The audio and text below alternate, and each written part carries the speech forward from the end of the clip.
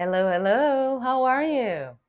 Aqui no canal Teacher Cremasco você encontra conteúdo sobre aprendizado de inglês. É um prazer te ver por aqui novamente. Inscreva-se no canal para não perder nenhum vídeo. E hoje eu trago para vocês um tema essencial.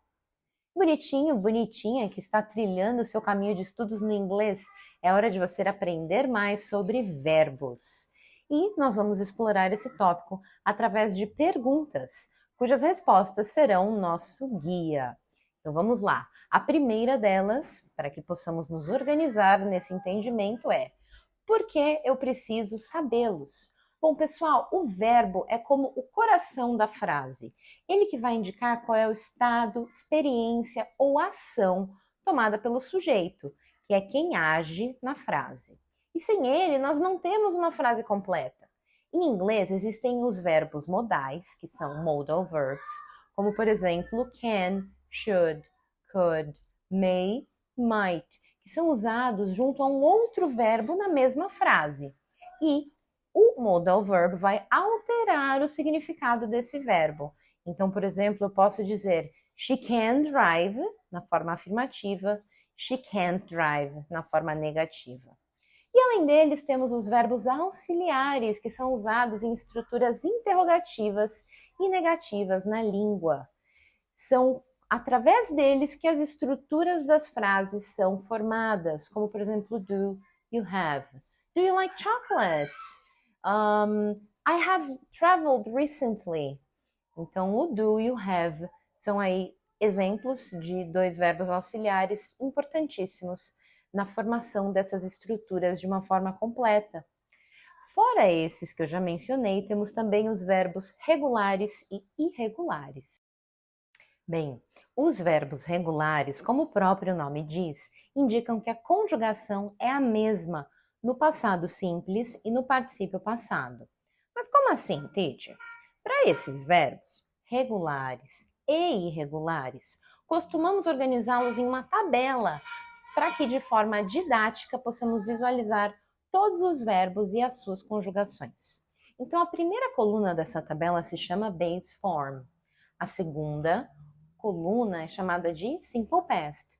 E a última coluna é a conjugação dos verbos no past participle. Então, se os verbos regulares possuem a mesma conjugação na segunda e terceira coluna, os verbos irregulares, que são diferentes disso, variam de caso em caso. Ou seja, precisamos nos atentar à conjugação deles quando estamos usando tempos verbais que usam o passado ou o particípio passado. A nossa segunda pergunta é: por que eu preciso conjugá-los?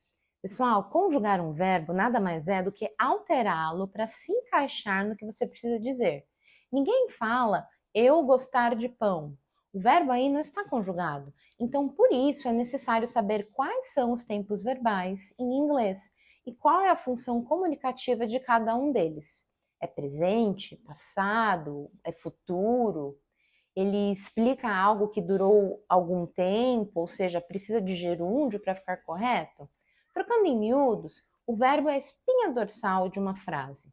E para ela fazer sentido, precisa estar de acordo com os outros elementos presentes ali. A nossa terceira pergunta é: quantos tempos verbais existem em inglês? Gente, no total são 12 tempos verbais. 4 no presente, 4 no passado e outros 4 no futuro. E agora você está pensando, mas será que todos esses tempos verbais são usados? E a resposta é sim! Diferente do português, no qual alguns tempos verbais não são comuns na fala rotineira, em inglês todos os tempos verbais são empregados, mesmo na fala. É claro que tem alguns que são mais usados do que outros, mas em geral usamos todos. Número 4. É verdade que em inglês só existe conjugação do verbo no presente e no passado? Mais ou menos.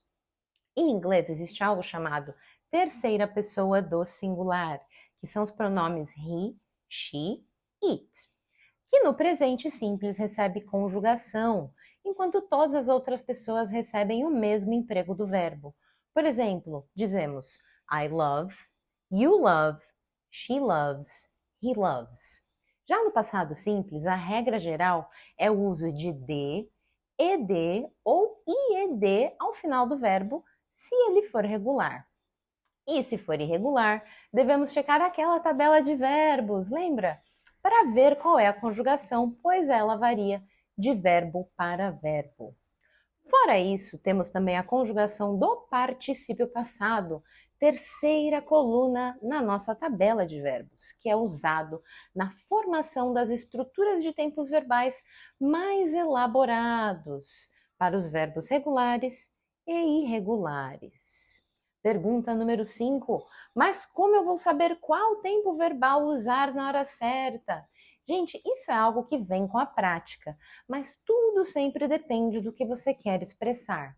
Então, se a sua situação acontece no presente, um dos 4 tempos verbais do presente vai te servir muito bem. Mas é uma coisa do passado? Tem 4 outras possibilidades de tempos verbais no passado para te ajudar a se expressar corretamente. E para o futuro serve o mesmo. 4 tempos verbais para te ajudar a expressar o que você precisa da forma mais correta gramaticalmente possível. E o número 6 é: por que tem verbos que são divididos em 2 partes? Essa é uma pergunta muito importante. Veja a resposta.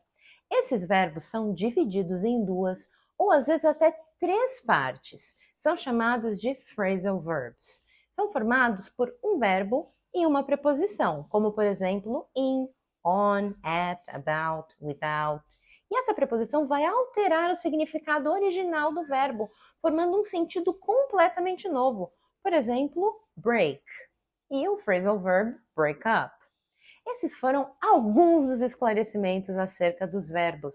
Tivemos apenas uma pincelada sobre o tema, mas em breve haverá mais conteúdo específico sobre isso aqui no canal. Não se esqueça de se inscrever clicando aqui no sininho para não perder nenhum conteúdo novo. Curta e compartilhe esse vídeo se gostou do conteúdo.